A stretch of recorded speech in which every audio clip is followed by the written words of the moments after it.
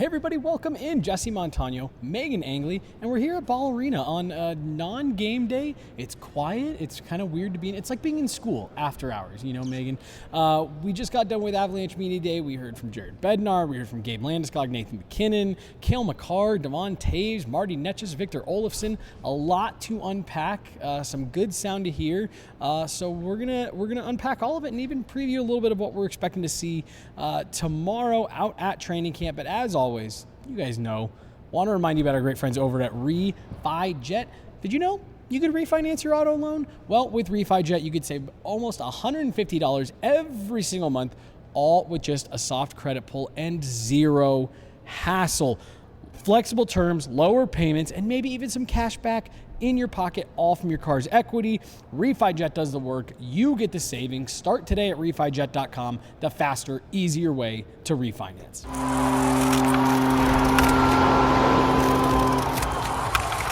Hey everybody, welcome in. Jesse Montano, Meghan Angley, out here at Ball Arena. Media Day just wrapped up. Meghan, I feel like I've made this exact mistake before where I felt like it was going to be, my Alexa told me it was going to be a little bit chillier today with some cloud cover. And I said, gosh, and we're going to Ball, and it's usually a little breezy in there. I am sweating right now. So I might end up shedding the vest here at some point during the pod. How are you doing? How are you feeling this morning after we just wrapped up Media Day? I'm comfortable. I dressed appropriately for the weather. It seems, to be honest, I didn't even look at it. I just kind of dress how I want, and I hope the weather will fall in line. So I lucked out. That is such a that's a very like dominant stance to take. Right. Like, and I kind of feel like dressing in yellow feels very much like sunshine, and we get a beautiful day. It kind of feels like the weather did what I told it to. Well, and that's what I'm saying. Like, that's a like, no, I'm wearing this, and you better cooperate. And it did. Thank you. And it did. Yeah. So if you could let me know next time what you're gonna go with, so that I can match, dress appropriate and match. I still think it'll be cold no matter what. Well, but I got the opposite problem right now. You're right. If I was wearing this, I'd be cold. If I was wearing this, I'd be getting a lot of different looks. Jared probably would have had a question for me back the other way. Nice. Yeah. Is that Megan's? Meghan, like I said, we heard from Jared Bednar first. He went for almost 30 full minutes. It was the first time we had talked to him officially since after Game 7. Then we heard from Gabe Landeskog, Nathan MacKinnon. They were up there for almost 20 minutes. Devon Toews, Cale Makar, less to say, but you know, still great to hear from them. And then we heard from Marty Netjes, who is heading into a contract year, still no extension. And then he was up there with Victor Olofsson, our first chance to talk to him as well. Let's start off the top here. Jared Bednar, he had a lot to say. I want to start here, though. This is probably the deepest team we've had since 2022, and he also added that, you know, what's different is they're coming into the season with this team being as deep as they are. I feel the same way, but Jared Bednar, a lot of confidence in this group right now, says they're hungry. Yeah, I think we talked about this a little on the show yesterday, but especially for a team entering the year, it's the most complete I've seen in a long while. I said this last time, but the 2022 team was made complete after that deadline. And so I think to have run it back with such a similar group, because they did make some big changes at the deadline last year, to have kept a lot of those players into this year, I think that continuity points to the strength of this roster going into opening night with, again, very small problems, very little holes to fill in a temporary capacity. I think it makes me excited for spring around the deadline, that hopefully the answers that they're looking for at that time just aren't really sweeping changes. Because I even think the 2022 team, you know, needed some big changes, you know, the addition of Josh Manson, Arturi Lehkonen. So going back to that, I fully agree that this is one of the deepest teams, especially at this time of year. I want to circle back to the one hole that Jared Bednar did say, yeah, this is the area of the roster that we're still looking to plug. We're going to get to that in just a minute, but I think there was a level of like, all right, they're aware of it. They know what's going on. But Jared Bednar did talk about some injuries that are kind of lingering on some guys as well that will have an impact starting tomorrow. Logan O'Connor, which we knew, had the hip surgery. He's moving really well out on the ice. He's been getting in reps every day out at the golf tournament. Originally, we had heard that was going to be closer to Christmas. It was reported over the summer that was maybe getting moved up, but Jared Bednar did confirm early November was what he said. So, I mean, that is a big move up in the rehab timeline. And Megan, that's huge for them given how much you and I have talked about the bottom six this summer. Yeah, it's encouraging too because of the procedure Logan O'Connor had last year on his hip and how well he bounced back from that in the season. It didn't look as if he'd missed a step. He seemed fully healthy. And so getting this other hip done and hearing that he's even better or further along in his recovery than even compared to last summer is very encouraging then, that this has just gone even better. And I thought it went really well the first time with the opposite hip. So just very positive news around Logan O'Connor because he's an important piece. Yeah. And then the other two that Jared Bednar has said are rehabbing well, that they're going to be limited in camp, but that he expects them both somewhere around the start of the regular season, maybe a week or two bleed over. But it was Sam Girard who's dealing with a lower body injury that you and I speculated. Lower body injuries, plural? Did he say injuries? He did. Don't know if it was a slip. A slip or what? Yeah. I was like, oh. Okay. File that away as a plural. That's data. But you and I did speculate when his stall was missing from the locker room last week. Something's probably going on here. And so again, Jared Bednar said that'll be lingering, keep him limited through camp and then somewhere around the start of the season. But the other one we talked about just yesterday as a keep an eye on this. We haven't really heard anything official yet. And it is Mackenzie Blackwood, who Jared Bednar said tweaked something over the summer in some off-season training, but that again he's progressing well, and that he said he expects him. They're hoping by the start of the season. Said may linger a week or two, but boy oh boy does this immediately underscore what we have talked about so much going back to last year when they brought him in, the importance of Scott Wedgwood. Absolutely, it sounds like he'll get his fair share of starts at the beginning of the year, and Jared Bednar has the utmost confidence in him to get them some wins. And I feel similarly. When called upon last year, Scott Wedgwood was ready for the task and met it very well. Like, it wasn't just that he came in and they got through the game. He gave them a chance to win. He was a difference maker, just a high level of compete in him. So I'm excited to see a little bit more of Wedgwood at the start of the season. It's important for him to get regular reps throughout the season too. So I just view that as a necessary thing that would have needed to happen at some point in the season anyways, just to get Wedgwood in games, keep him fresh, and it's just happening earlier. Well, and not to, I'm not going to be doing this all year, I promise, but we've talked a lot about that 2022 tandem, Kemper, Francouz, that you felt so much confidence in that, not just what Darcy Kemper could provide, but in the 1-2 of, hey, if for any reason Darcy Kemper isn't available, is hurt, goes through a cold stretch, boy, you feel really good about Pavel Francouz being able to step in. And I think this has the potential to be, one, a really similar tandem, and two, exactly what you just said. You felt like you were probably going to need this at some point throughout the season anyways. So it's good to get those reps in early in the season. Get a guy like Scott Wedgwood in the net, playing behind this group who we know really, really likes him to begin with. But yeah, just get a little bit of that confidence building in Scott Wedgwood. Like, you can start. You can be a starter in this league. Maybe not like fully, but you can start games for a cup contending team, win games, and be a really reliable option. Then when you get Mackenzie Blackwood back, that's just confidence level up for the entire room, for the tandem. Hey, Mackenzie Blackwood doesn't feel the pressure of, I have to be in every night. We know what we have in Scott Wedgwood. And the team, we've already seen that they like to play in front of Scott.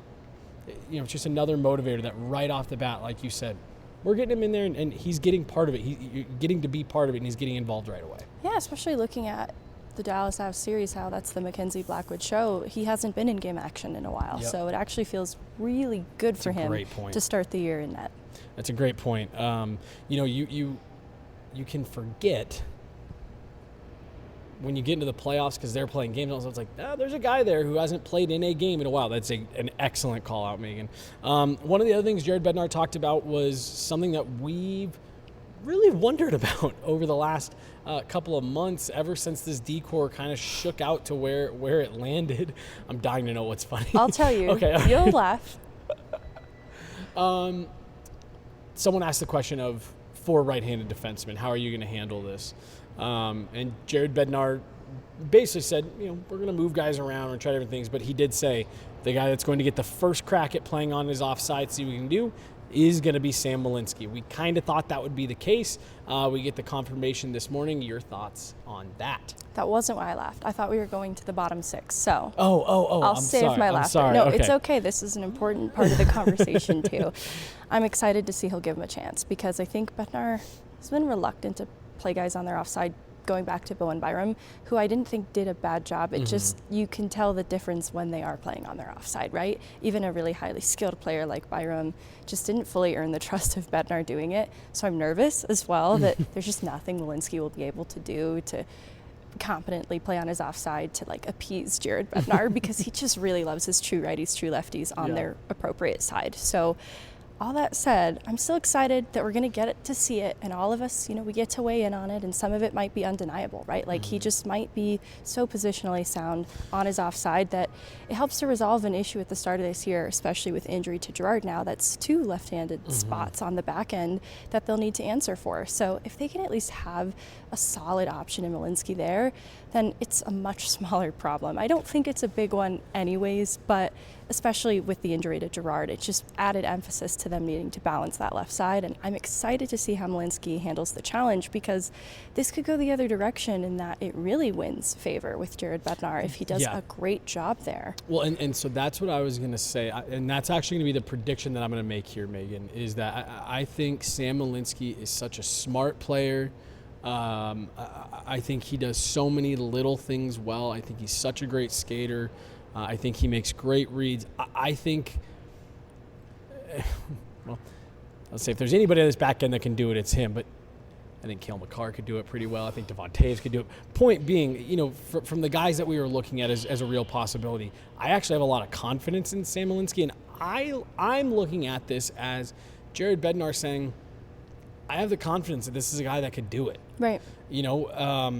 I think when we talked to Jared Bednar about Sam Malinsky, even last year when he was struggling, when he was going through a stretch in the season where he, it was obvious to everyone he wasn't playing at the level that he needed to be. Whenever we talked to Jared Bednar about him, what did he always call out? He's a really smart player. He makes good decisions. And then he would get into the, but we need to see this. He needs to be doing this. So I look at this as hey, we think, especially if we're pairing him with guys like Josh Manson, with guys like Brent Burns, we think Sam Malinsky can handle this. And being a player that you and I have talked about this summer, being a guy that could he be on the trade block? Is he that guy that maybe just doesn't have the you gotta have it type of quality? This could be something where it's like, hey, you've suddenly got a guy who's versatile enough to play on either side, is a smart player, and as I have contested, and I know you agree, he is Cale Makar-esque. He is cut from that same cloth of great skater, great vision, has a great read for the ice, and I just think that with the guys that you're looking at in the bottom 4 of this defense, I would be hard pressed to think of a guy that I would have more faith in at least getting that first crack. I think the word that comes up with Malinsky is often consistency, and so putting him outside of his comfort zone challenges that in a big way, but it could also answer for it in a big way too if he can demonstrate consistency even playing on his offside. Yeah. And the other part of it is I think with Jared Bednar and these younger players or who are newer to the league, newer to the systems, you can tell when he does not trust them because he speaks about them very little and they don't spend very much time here. The fact that Jared Bednar engages in that dialogue with us about Malinsky is actually a positive, right? Like there's always feedback and there obviously was that stretch where he sat games, but he's here for a reason, right? I think that sometimes it seems like Jared Bednar is harsh on him, hard on him, but I actually think he is in Bednar's favor more than people fully give credit to. Yeah, I agree. And he's just pushing him to be better. And so this is just another challenge to see where he's at. And I think especially how he finished last year, he's up to the task. You guys know what continuity errors are? Anyways, Megan, let's talk about the bottom 6. Lot of faith. I'm with you. I think Jared Bednar has more faith in Sam Malinsky than maybe people give it credit for. What was so funny about the bottom 6 that you just couldn't help yourself but to start laughing? Well, because when you started you were talking about how it's something we've been talking about and worried about this summer, and it was about the right-handed defenseman. But I thought you were talking about the bottom six, because the reason we've been so worried is because of the Raanta, 3C position, because Kiviranta is a winger and doesn't address the 3C position. And so it just made me laugh, because it's like, yep, Jared Bednar corroborates this is the hole in the bottom of the lineup that did not get addressed ultimately. And this isn't Kiviranta's fault. He still rounds out the bottom six in a necessary way. It just, at the time of the signing too, we're like, this just kind of feels like there was one more priority ahead of this at the 3C spot. But this isn't to dog on Kiviranta unnecessarily. Our concern was rightfully placed, though, that this is going to be an interesting part, a storyline to be answered for in training camp. And that is giving Jack Drury a chance at 3C. And I'm very curious to hear that they might try Ross Colton as a center again. Well, and it wasn't even so. The quote from Jared Bednar was, "The one hole in our lineup is 3C." So a pretty, black and white acknowledgement of, hey, this is an area that we need to address. But he specifically called out both that Jack had done it last year, that at times, and they liked it, and that he said Ross has been really good there. And I was like, I'm not saying that Ross hasn't had good moments at center, but for me, I thought he was clearly better on the wing last year, and I felt like there was even times where Jared Bednar acknowledged that last season that, hey, we like Ross on the wall. So that was something that stuck in my ear when he said Ross has been really good there in the past. It's like, last year you liked it better on the wall. I thought he said Ross has done it before, which was more neutral. Which is very different. Which is more neutral, right? Like, and Ross has done it before. And you know what, though? Ross is a player.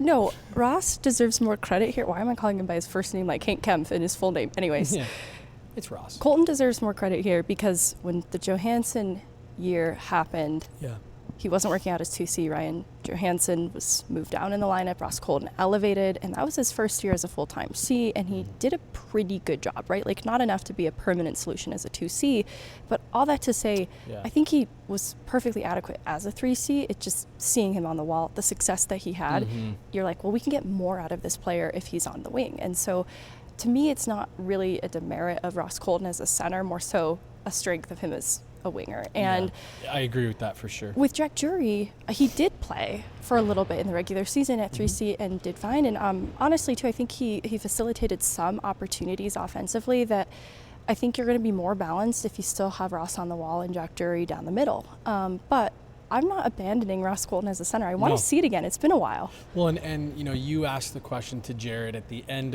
of Jared's availability of, like, how can Ross be better supported in that role. And again, I think it's something that, you talked about a lot this summer in regards to Ross Colton of, like, gosh, he could be a center if you give him some better, some more offensively gifted, help on the wall, get him some more consistent line mates. I do think that maybe there hasn't been enough credit given to, even over both seasons that Ross Colton has been here, very little stability for him. I mean, he's been a top-line winger, to your point, a second-line center, a third-line center, a third-line winger. He's been on PP1. He's killed power plays for a little bit. He's been nowhere on the power play. He's been on the second unit. Like, he's been he's done a lot for this roster. If they could get him some stability, that might go a long way in and of itself.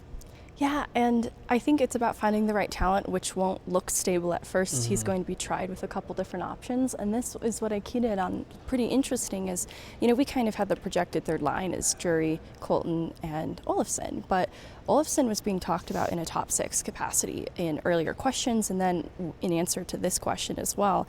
It sounds like Jared Bednar is willing to elevate Olofsson in a top six role and potentially move Lehkonen with Ross Colton on a line to make it a more balanced, strong top nine. And I kind of love it. Like, it sounds at first like a demotion to Arturi Lehkonen, but that just sounds to me like two second lines. Well, so I was going to say, I think this is going to be something that people probably all around the league refer to throughout the year.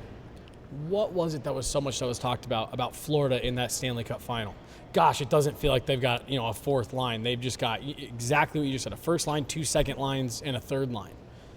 if the Avs can find some type of mix with the group that's as deep as it is, even with the hole at 3C, knowing that there's going to be a couple injuries to start the year, and Jared Bednar said a couple of young guys are going to make the roster out of camp up front.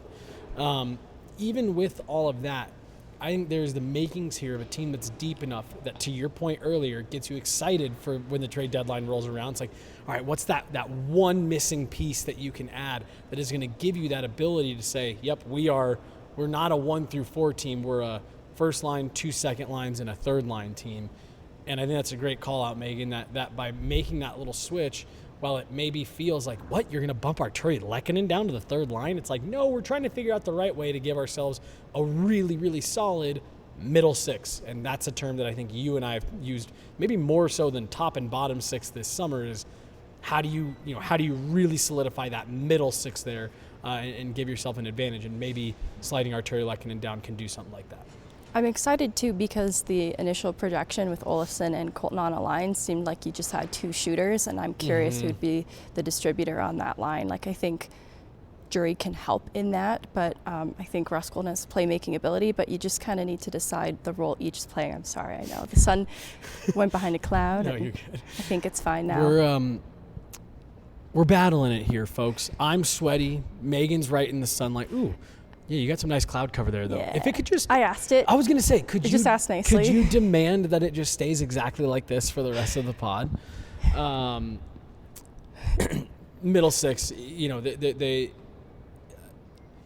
not that it was ever in question that they weren't paying attention to it, but it's just good to hear that, like, hey, this is firmly on Jared Bednar's radar, and you can tell it's going to be an emphasis of the coaching staff here in the first part of the season, is figuring out what does that third line look like, what's the right combination, who's in the middle, and, do we ultimately get to a point where it's like, yep, we still need a solution here, or do you find something else where, again, maybe it is Jack Drury that slides up and does a good job, and then your problem suddenly becomes, we want an upgrade at 4C, which is an even better problem to have heading into the deadline.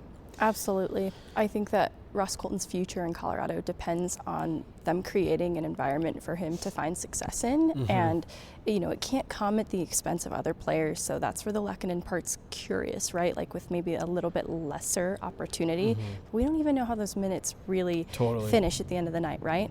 All that to say, I think it's one of the priorities I consider going into this season is the future for Ross Colton.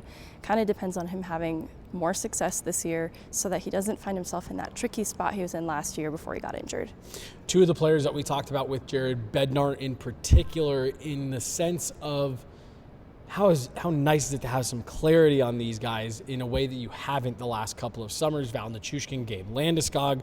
In terms of Gabe, he said he's one of a kind, not just on the ice, but with his leadership and having that back in the room, he said is going to be huge. And then on Val, he gave a really kind of comprehensive update on what Val has been up to this summer. Say he took a really long trip with his sister, got out and saw the United States, he said. I'm assuming that they kind of went all over. Mount Rushmore? I'm just kidding. Yeah. He said he's back, he's hungry, and he's healthy. And I think the he's healthy part is the part that Avs fans are going to be the most relieved to hear.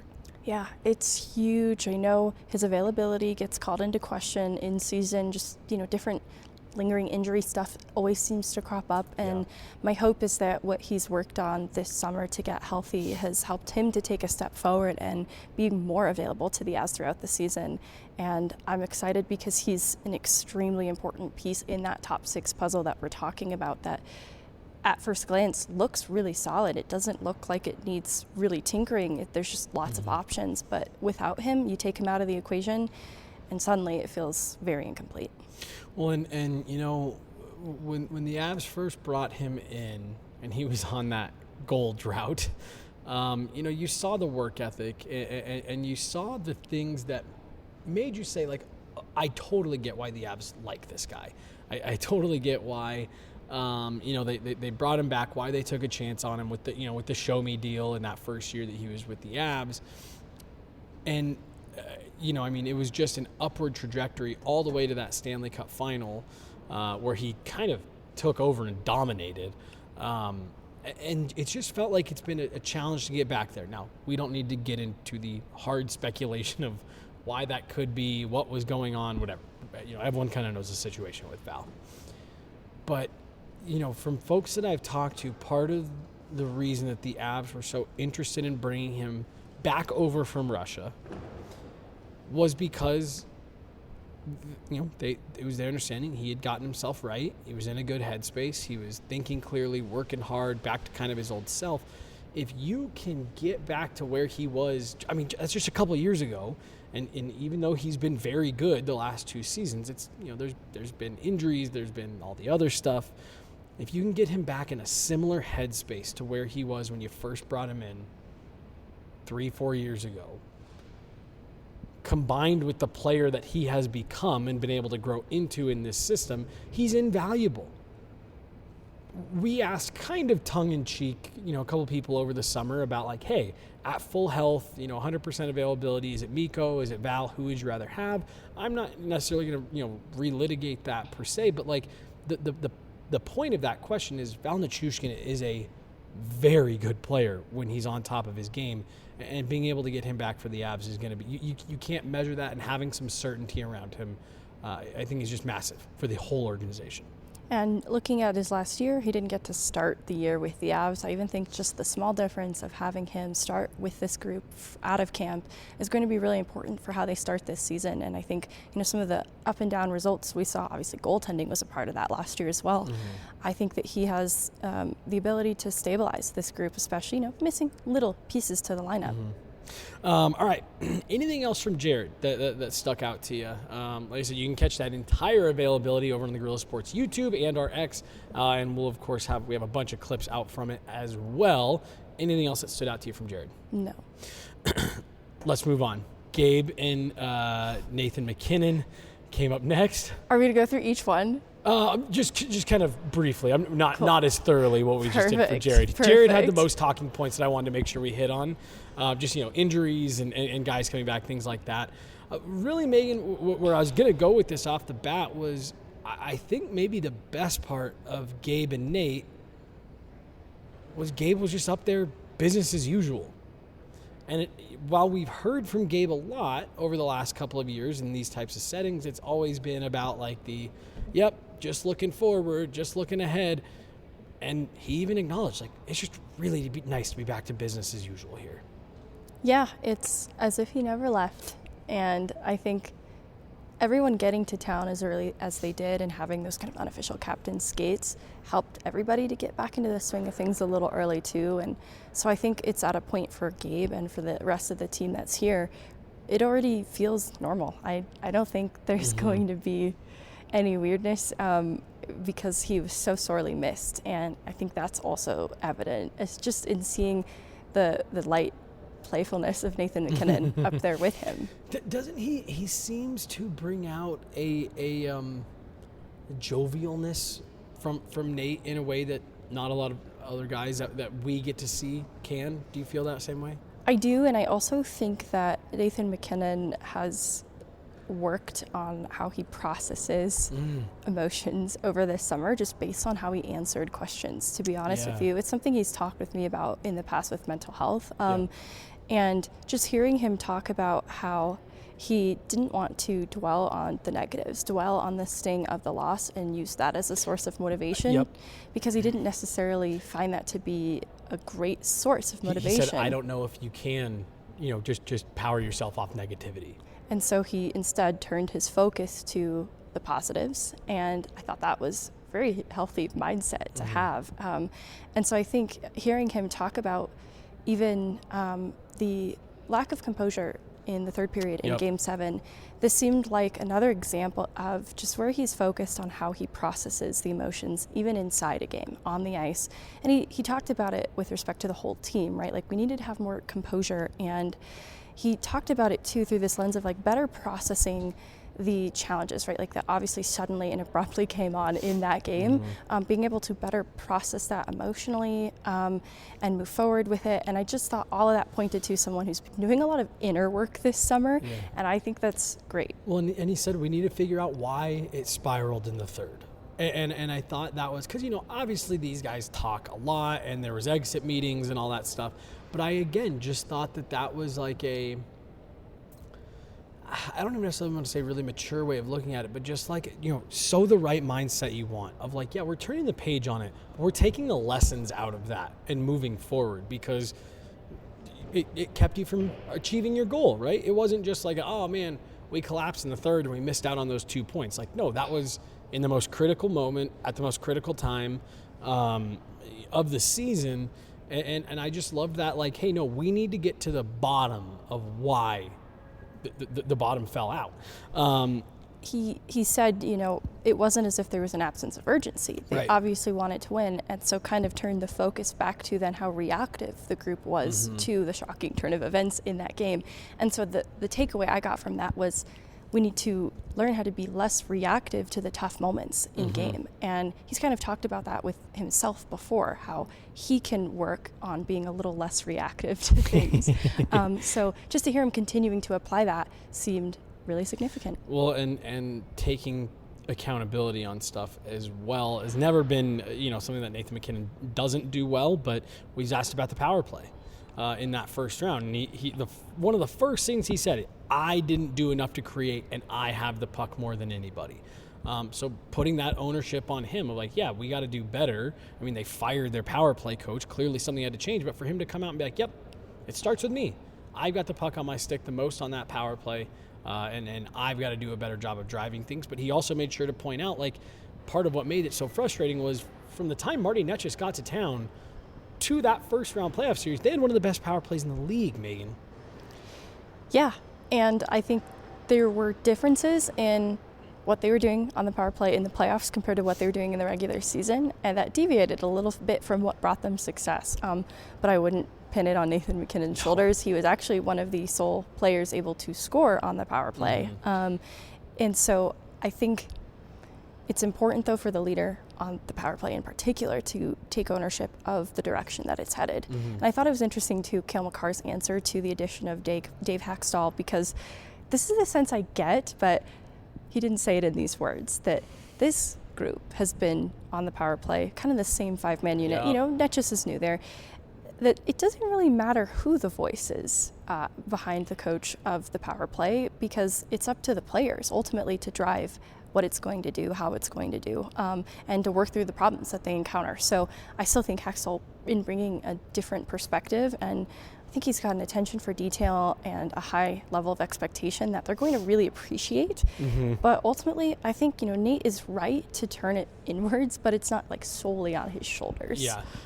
Just real quick, I forgot to mention that Jared Bednar did talk about Dave Hackstall, saying we have a unique situation with the amount of talent that is on our power play, so we wanted to make sure we had someone who was a strong communicator and used to being able to have those types of conversations. Nathan MacKinnon said that the round one loss still hurts, and it's probably going to hurt. That loss in particular is going to hurt forever. But like you said, he made sure to point out, can't dwell on it, can't look back on it, can't live off the negativity. Only other thing that I wanted to talk about from Nate and Gabe's availability in particular was what Gabe said when talking about the goal being winning a Stanley Cup. He said, I didn't grind my ass off for 3 years to come back to just be part of the team. It's probably as motivated and excited as we've been in a long time. Jared Bednar talked about the fact that he feels like the energy and focus around the room mirrors that it did from 2022, and he drew the parallel to the heartbreaking loss they had the season before to Vegas. Nate and Gabe underscored how the team is feeling. Cale underscored how the team is feeling. That comment from Gabe, he also made sure to point out, like, we have plenty of guys on this team who have never been there. Brent Burns has been to the Stanley Cup final, but he's entering his 22nd year in the league and he's never won one. I just thought that comment from Gabe was like, you can tell that there is a rallying cry going on in that room right now, or a rallying point of Gabe worked his ass off to get back. We've got 22-year veteran Brent Burns. We've got a guy like Brock Nelson in here. On top of that, all these other guys want another one. I thought I didn't work my ass off just to be part of the team I thought that was a significant thing for Gabe to say. I think in conjunction with Nate acknowledging that with this core it would be disappointing to win just one cup, kind of reinforces what Gabe is saying there. And I agree with that sentiment. You have some incredibly talented players on a Hall of Fame track in their primes right now, all on the same team. It's hard in this cap era to get all of those pieces together. It's come at the expense of players that the Avs would still like to have on this team. And so it's the time for them to seize the moment. And I think it was true last year too, though. That's the sense you got around the room. Guys talking about how it was a really special group, and because they're running it back pretty closely, I think it's still a very special group. Yeah. And they feel that way from the jump, and there's definitely a sentiment of the job not being finished, going back to Brock Nelson, that extension, his motivation in staying here instead of testing free agency. Everybody, I think, is feeling that exact same way, even new players to the team like Brent Burns. They're coming in hungry. It might be kind of coming from a different place because he hasn't played with these guys before, but it's a hunger all around. Yeah, absolutely. And then there was a really fun moment where, shout out to our guy, Pat Graham. Oh, you're going to sell him out by name? Well, I was going to say a reporter. Gabe does it in the video. He said, you got to bring donuts for everybody, Pat. Pat Graham, one of my favorite guys around the rink, from the AP. AP Story of the Year in 2023. Always got to shout out Pat Graham. Phone started ringing right at the end of Nate and Gabe's availability, so Gabe picked it up. You missed that about Gabe. Knows how to keep things light.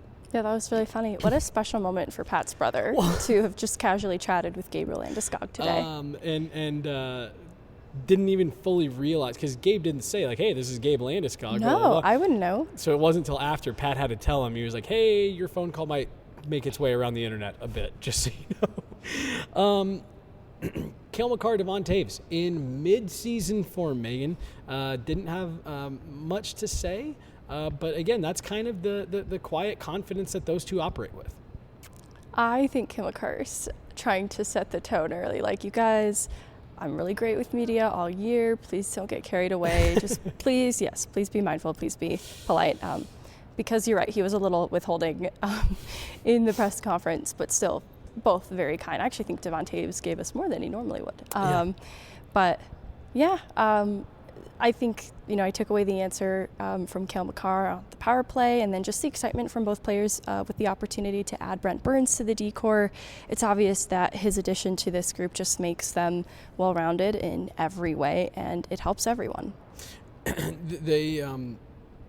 You can tell that they've got a close bond. They were asked about Olympics, and Devon Toews was like, if nothing else, I'm going to see this guy play a bunch. And, they're just very much in lockstep. And those are the two that I'm maybe the most curious to see how Brent Burns is going to change their games a bit, just in terms of eating up some of those PK minutes, being able to eat some of those heavy minutes late in games.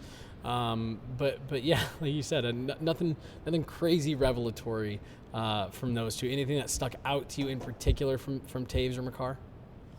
No, did anything stick out to you? No. Okay. Don't put that on me.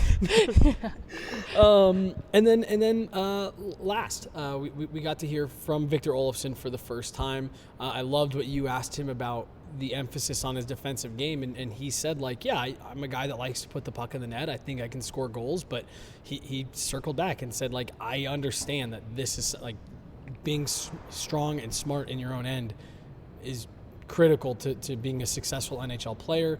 And one, I loved that you asked that, and two, I really liked his answer about, hey, it's something that's in the forefront of his mind. It was a journey. His answer. It went a lot of different places. I don't mean that in a critical way either. It started with the acknowledgement of the step forward in his development game and defensive. And I love the development of his defensive game? The development of his defensive game. And I love that he took pride in it. Yeah. That was significant to me because he mentioned he put a lot of work into it. He couldn't necessarily say exactly what brought him success, just that he was committed to it. And he was really proud that he took a step forward. But he didn't want us to forget, too, like, his calling card is as an offensive player who scores goals. And I think it's, there's a lot of confidence in that answer, too. Like, hey, while we're talking about the defensive side of my game, don't you guys forget this is what I'm good at. And so it just excited me. It excited me in both ways. And then to bring it back, though, to the defensive side of the game and how he acknowledges, too, what he'll need to do and continue to do here in Colorado to fit in this system. And so, start to finish, loved every part of it. Great story. All in all, 2 thumbs up. Marty Netchus did answer a couple questions about the contract, just saying more or less, I'm paraphrasing here, but it'll happen when it happens. The chips will fall where they may. Yeah, okay. And I still think it was an overall positive, the way he spoke about playing here. He used words like we, and so it wasn't like separating himself from the team. I don't know, I think we've all been so burned by the way things played out with Mikko Rantanen last year, and I don't blame any of you if you're feeling a bit of nerves that this isn't an extension that's been signed ahead of camp. But I do think that with the cap continuing to fluctuate, right? Like just rumors of it going up and up and up, and even with reports that it even went up more this last year than even teams were expecting. Yep.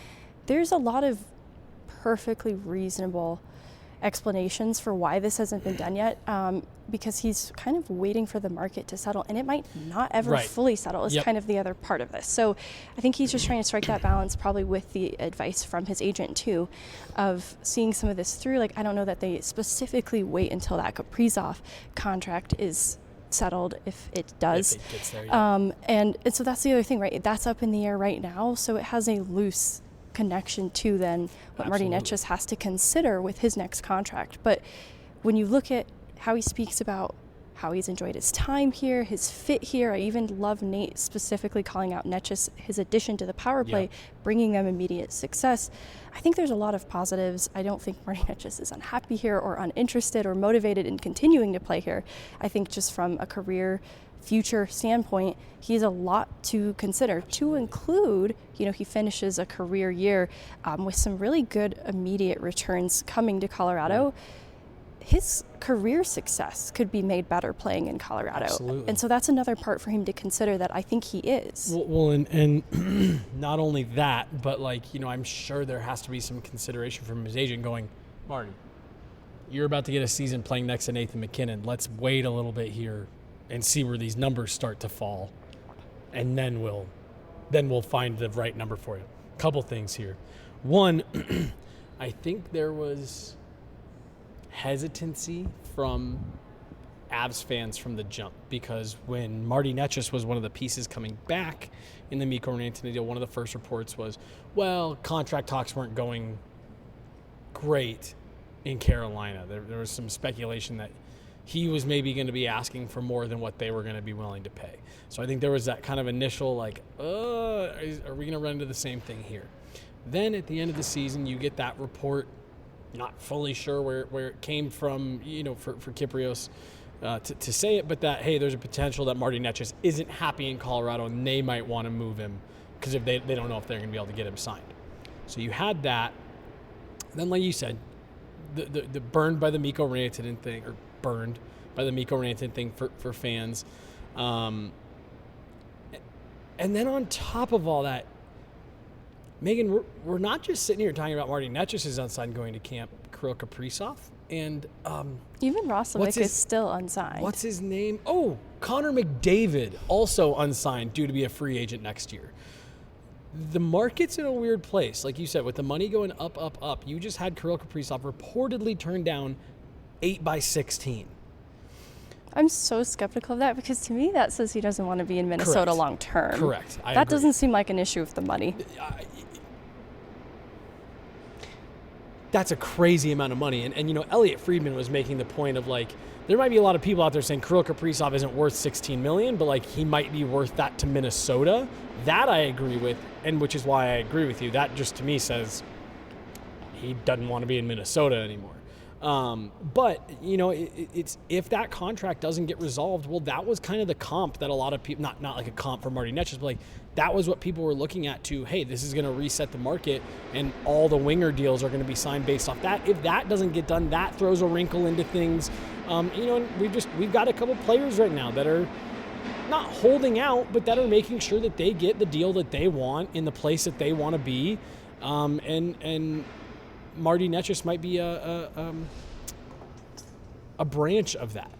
So Marty Necas doesn't have a no-move clause. And the other thing he has to consider here is he doesn't get to decide his fate, at least through the rest of this season in a contract year, if the Avs hit the panic button because they can't get anything done, right? There are downsides to Marty Necas dragging this out in this game of chicken that we saw with Mikko Rantanen, but he has even less leverage. And so there are probably a lot of teams willing to pay Marty Necas big money that might not be contending for a cup anytime soon. And I doubt that Marty Necas would be very interested in going to that team and finishing out his contract year like that. And so I think there's motivation for him to try and make it work in Colorado ahead of that possibility playing out. Well, and if the Avs decide, which, and you know, this front office doesn't typically do stuff like this, but we know they're in on big names. If something comes up throughout this season to this exact point, you know, we were at rookie camp last week, and it was right on the heels of the Sidney Crosby comments about, you know, we're going to see how the season goes, and his agent coming out and you know, saying the stuff that he said, and we were just kind of having the casual conversation of like, you know, if, let's just say, this is a complete hypothetical, a guy like Sidney Crosby, yeah, let's say that comes to pass, that him and his agent are saying, nope, he doesn't want to be part of this rebuild, da-da-da-da. Do you not think that the Avs would immediately pick up the phone and be like, what about Marty Necas to start the conversation? If something comes about this year, and like you're making the point, if the Avs don't feel really confident, Marty Necas could find him in a situation where he's getting flipped again because he's a high-end player with a contract that's easy to absorb for this season. And if the Avs don't feel real confident they're going to be able to keep him beyond this year, they're going to be looking to get some clarity and some certainty in that. So like I think the way you just put it, it's a great way of saying it. This is a game of chicken here. And if Marty Necas plays his cards right, he can end up with a really nice extension on a team that's built to contend. If he doesn't, the ball isn't fully in his court as it pertains to this season. Yeah, and I think that still has implications outside of it. You know, walking into free agency, if he's finishing the year on a struggling team, that's just going to impact his numbers at the end of the day and the contract that he commands in free agency. Teams will use that as leverage, even though there's obvious context there. And so right. I think he has to weigh all of it. Yep, absolutely. Megan, anything else from today that you wanted to hit on? Then we're going to wind this down with just a quick little, you know, talking about what we're looking for on the ice tomorrow. But anything else from today that really jumped out to you? Things that guys said, you know, attitudes guys had, anything like that? I'm just excited to finally meet Brent Burns because he was talked about a lot today for his personality off ice. Marty said he's a 40-year-old who acts 20. I believe it was Jared Bednar who described him as having a magnetic personality off the ice. So he just sounds like a terrific person to be around, probably a great interview. So yeah. I'm really excited to meet him in person. Yeah, no, for sure. Jared Bednar said, he goes, you know, over the course of an hour, I walked by 3 different parts of the facility, and Brent Burns was holding court with 5 to 6 guys in all these different spots. And so, like you said, just guys seem to be gravitating towards him. I'm with you. He is, you know, as we shift gears to tomorrow, he is definitely one of the guys I'm also looking forward to seeing on the ice. Yes. And how he starts to fit in. Victor Olofsson, I'm curious to see how he looks. But really, Megan, you know, I had Pat Graham.